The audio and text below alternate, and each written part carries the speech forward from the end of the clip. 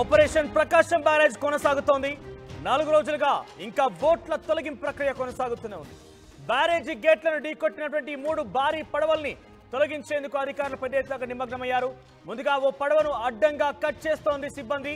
విశాఖ నుంచి వచ్చిన ప్రత్యేక డ్రైవింగ్ టీంతో ఈ ఆపరేషన్ కొనసాగుతోంది. నది లోపల సుమారుగా 12 అడుగుల లోతుకు వెళ్లి బోటును గ్యాస్ కట్టర్లతో ముక్కలు చేస్తున్నారు సిబ్బంది. ఇవాళ పూర్తి ఆ బోటు కటింగ్ ప్రక్రియ కొనసాగే అవకాశం ఉంది. సాయంత్రానికల్లా ఆ ప్రక్రియ ముగిసే అవకాశం కనబడుతోంది. ఇక రేపటి నుంచి మిగతా 2 బోట్లను కూడా కటింగ్ చేయబోతున్నారు. నదీ ప్రవాహం ఇప్పటికీ 60,000 క్యూసెక్కులుగా ఉంది. ఇక ఈ పెద్ద ఎత్తున వరద వస్తుండడంతో బోట్ల తొలగింపులో కొంత ఇబ్బంది తలెత్తున్నట్టుగా ఆ టీం చెప్తోంది. ఎస్ సార్, దీనికి సంబంధించి మరిన్ని అప్డేట్స్ మా ప్రతినిధి కృష్ణమోహన్ అందిస్తారు. S Krishnamohan, over to you. బ్యారేజ్లో బోట్లను తొలగింపే ప్రక్రియ ప్లాన్ సికి మారిన పరిస్థితి అయితే ఉంది.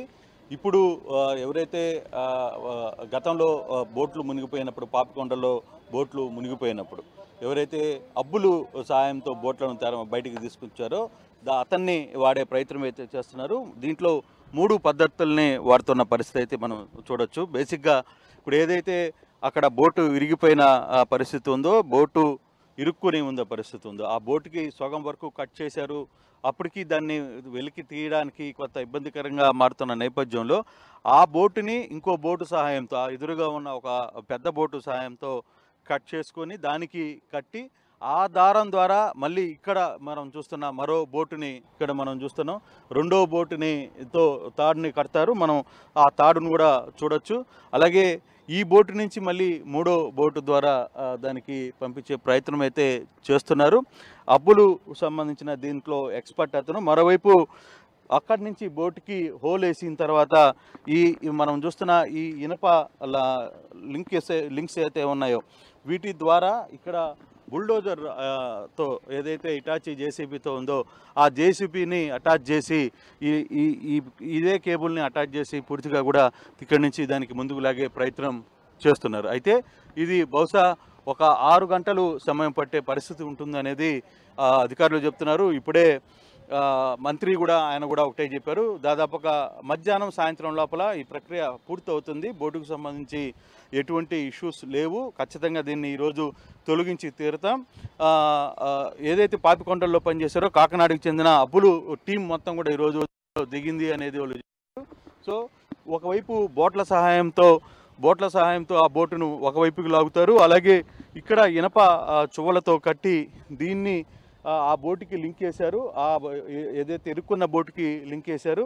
ఆ లింక్ని ఆ వాటర్లో తీసుకుని వచ్చి ఈ పేపర్ని ఈ కేబుల్ని నేరుగా ఇటాచీకి అటాచ్ చేసిన పరిస్థితి అయితే ఉంది.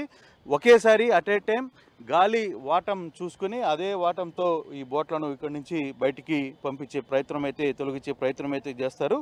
ఇది దాదాపుగా సాయంత్రం లోపల ఈ ప్రక్రియ పూర్తవుతుందని మంత్రులు స్వయంగా వచ్చి, నిమ్మల నాయుడు కూడా వచ్చి వ్యవహారాన్ని అంతా పర్యవేక్షించి మరో 6 గంటల్లో అంటే ఈ సాయంత్రానికల్లా ఈ బోటు ప్రక్రియని క్లోజ్ చేసే విధంగా తమ ప్రణాళిక ఉంది. ప్లాన్ సిని కూడా వాడుతున్నాం.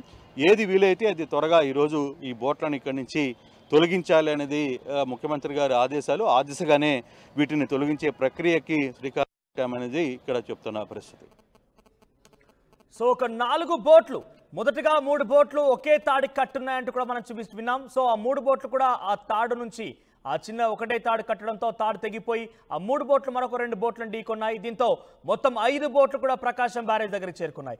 పిల్లర్ నెంబర్ 67, 68, 69 3 పిల్లర్లను కూడా ధ్వంసం చేశాయి. కొంత అక్కడ కౌంటర్ వెయిట్లకు కూడా పూర్తిగా ధ్వంసమైన పరిస్థితి కనబడింది.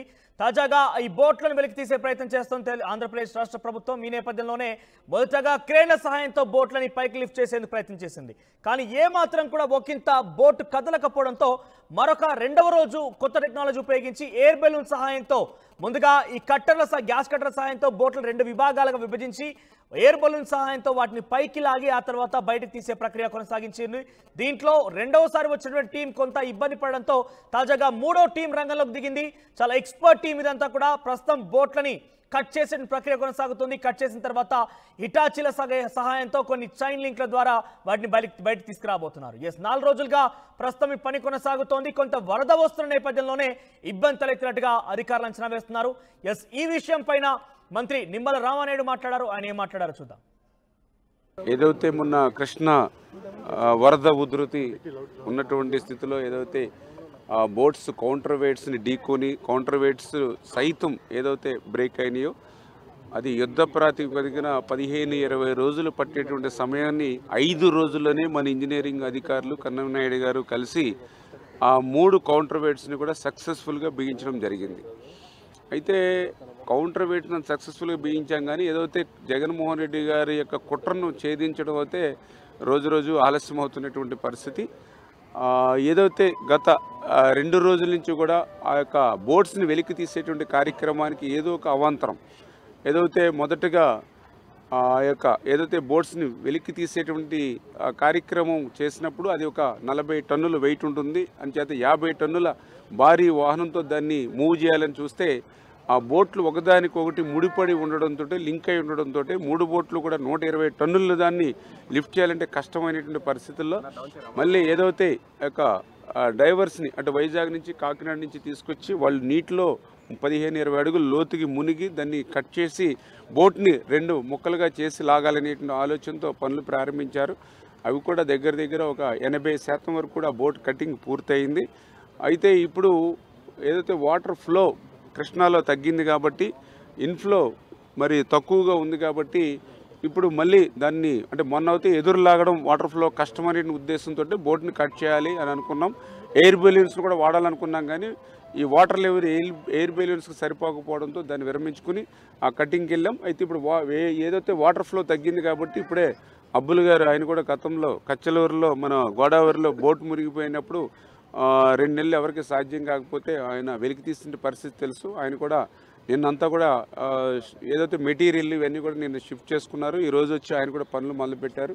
అదేవిధంగా లోకల్గా ఉన్నటువంటి బోట్స్ని కూడా ఇంకొక 4 బోట్స్ని తీసుకుని ఏదైతే ఆ చిక్కుకున్నటువంటి బోట్ని ఒకవైపు నుంచి అబ్బుల్ గారు తన ఎక్విప్మెంట్తో మరి ఇటు సైడ్కి